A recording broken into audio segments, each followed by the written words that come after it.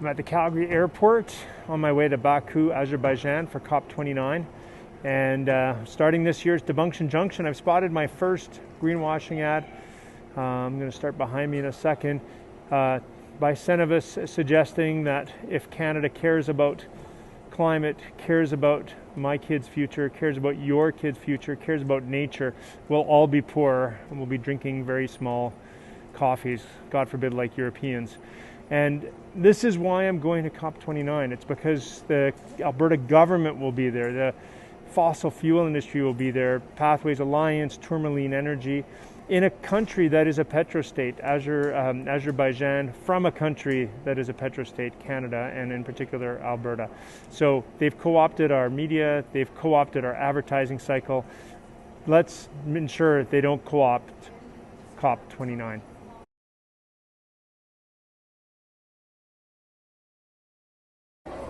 This is Dr. Joe Vipond coming to you direct from Baku, COP29 for today's Debunktion Junction.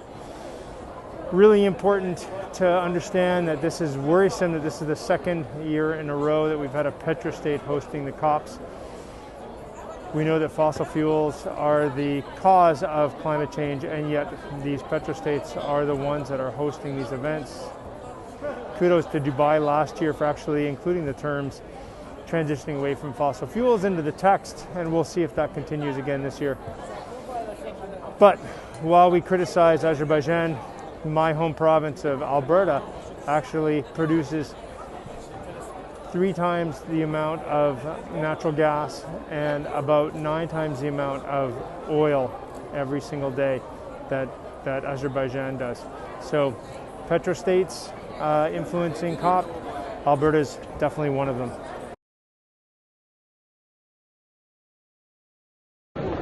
Welcome to today's Debunktion Junction, and today we're at the CRIN Pavilion. What is the CRIN Pavilion, you might ask? It is the Clean Resource Innovation Network. This is the second year running that the Canadian oil and gas industry has a pavilion at a climate conference. This is challenging for many reasons, but most of which is that the Alberta government is attending this event, and Rebecca Schultz, our Minister for the Environment, was at this pavilion today celebrating the fact that they want to double our oil and gas production, ostensibly because they state that it will displace less environmentally friendly or higher emitting forms of energy. Despite the moniker ethical oil and gas that they like to use, I would suggest that the oil sands are not environmentally friendly, lower emitting than any other industry, or that we have a more robust regulatory environment.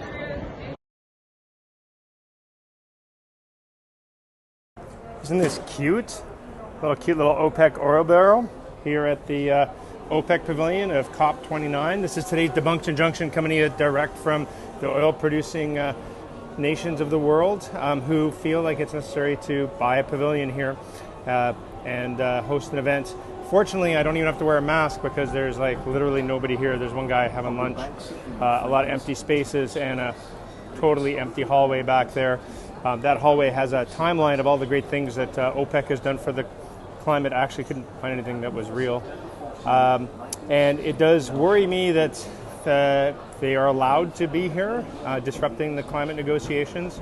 I am happy to see that there's nobody here. I am worried that they're off in the bowels of the facility, disrupting negotiations elsewhere. But I don't think fossil fuel companies should be at a COP, like cigarette companies being at a tobacco cessation conference.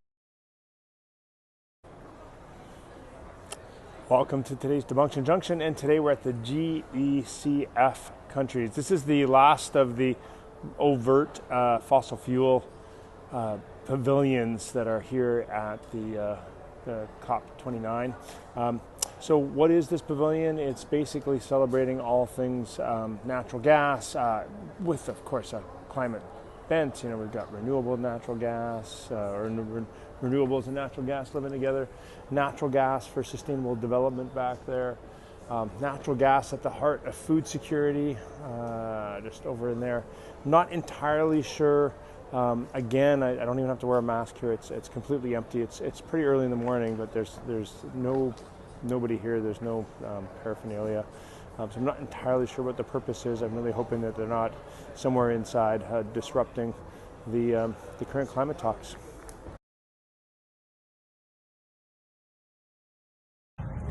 Here's today's Debunktion Junction, and I'm actually have a day off, and look at what we found. We found the very first oil well ever drilled commercially in the world, 1846. And I guess this is kind of where the cow kicked over the lantern that set the Chicago fire, if you want to do a climate metaphor. It's actually still an active area. We've got behind me, there's some active pump jacks. We got one like right here that's producing 1 ton of oil per day, and off in the distance there's hundreds of oil wells in this basin. This is one of those classic spots. So I'm not really debunking anything. It's just kind of an interesting place to be if you're worried about this kind of stuff. This is where it all began.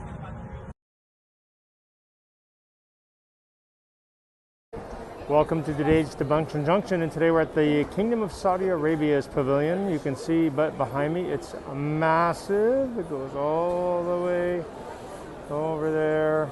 It's pretty big. So why are we here today? Well, last year there was a lot of applaud to the fact that the COP29 put the words transition away from fossil fuels in the final text. And so everyone was expecting a step forward, not only affirming that statement, but also moving forward to new levels of transitioning away, maybe even phasing out of fossil fuels. And in the mass media in the last 24 hours, it's come clear that this Kingdom of Saudi Arabia is actively petitioning against such language and working towards having it removed entirely from the final text. And I just think it's really important that the whole world knows that.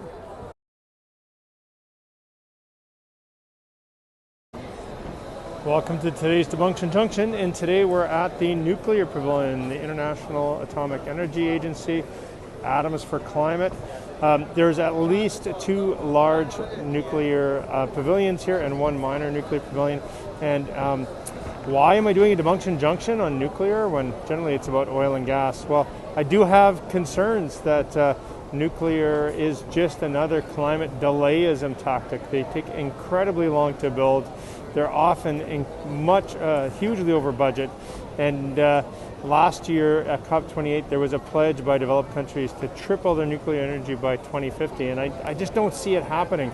Small modular nuclear reactors exist on paper, have never been produced in real life.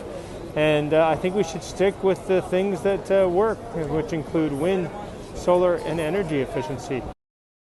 So I've made it to the green zone for this Debunktion Junction, and I was wondering if I was going to find any companies doing some greenwashing, and a lot of really good companies doing really good work, but hey, kitty corner to each other. Behind me I've got McKinsey, who's got a big sustainability vision, but also has a massive oil and gas division, which part of that work is working on expanding the oil and gas industry. And then on the other side over here, I've got SOCAR Green, which I've been told is a independent company separate from SOCAR itself. SOCAR Green's revenue, I'm told by staff there, is $20 million a year. SOCAR's, the actual company's revenue is over $1 billion a year. So yeah, a little bit of a discrepancy in where they're putting their investments. So here we are at the airport. Baku Airport for COP29's final Debunktion Junction, and it's a pretty amazing airport. It's pretty stunning, beautiful, modern, hip, and I think that's the underlying problem, is that oil gets you good things, right?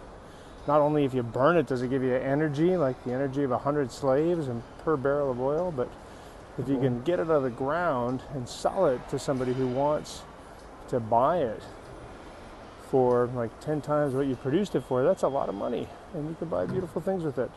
But still, burning it creates CO2, burning it creates air pollution, and it's killing us. It's killing our planet. So I'm not sure what the right answer is. Well, I do know what the right answer is. We got to stop doing this, because we're really on a path to suicide. So here's hoping that there's a good outcome at COP29.